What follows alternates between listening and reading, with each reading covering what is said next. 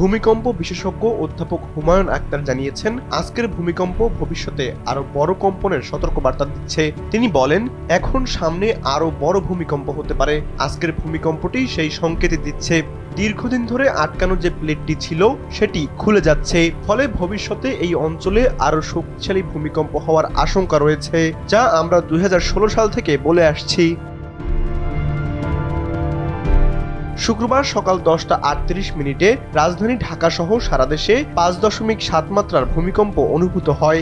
দেশের অভ্যন্তরে সাম্প্রতিক ইতিহাসে এটি স্মরণকালের সবচেয়ে তীব্র কম্পন বলে উল্লেখ করেছেন বিশেষজ্ঞরা। RICL TMX, যুগের পর যুগ স্থাপনা থাকে মজবুত। ঢাকা বিশ্ববিদ্যালয়ের ভূতত্ত্ব বিভাগের সাবেক অধ্যাপক ও বাংলাদেশ উন্মুক্ত বিশ্ববিদ্যালয়ের সাবেক উপাচার্য ডক্টর সৈয়দ হুমায়ুন আখতার জানান, বাংলাদেশ মূলত ভূমিকম্পন প্রবণ অঞ্চল। দেশের পূর্বাংশে বার্মা প্লেট এবং পশ্চিমে ইন্ডিয়ান প্লেট, এই দুই টেকটনিক প্লেটের সংযোগস্থলেই আজকের ভূমিকম্পটি হয়েছে। তিনি বলেন, অনেক দিন ধরে এই সংযোগটি আটকে ছিল। আজকের 5.7 মাত্রার কম্পনে সেই লক খুলে গেছে, অর্থাৎ প্লেটের চাপ সরে যেতে শুরু করেছে।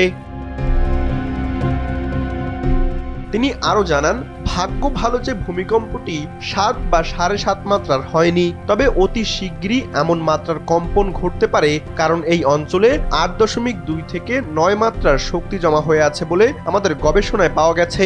আজ 6 মাত্রার মতো শক্তি বের হলেও এর তুলনায় কয়েক হাজার গুণ শক্তি এখনো মাটির নিচে রয়ে গেছে।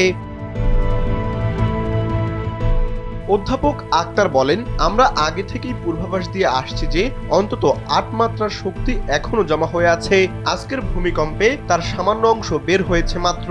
এটির গভীরতা ছিল প্রায় 10 কিলোমিটার, যা তীব্র কম্পনের অন্যতম কারণ। তিনি আরো বলেন, ভূমিকম্প ঝুঁকি মোকাবেলায় মানুষের প্রস্তুতির অভাব বড় উদ্বেগের বিষয়। আমরা বহুবার বলেছি, ভূমিকম্পের সময় 2-1 কদমের মধ্যে কিভাবে নিরাপদ স্থানে যাওয়া যায় তা নিয়ে নিয়মিত মহড়া ও প্রশিক্ষণ জরুরি। তানভীর আহমেদ, NPB।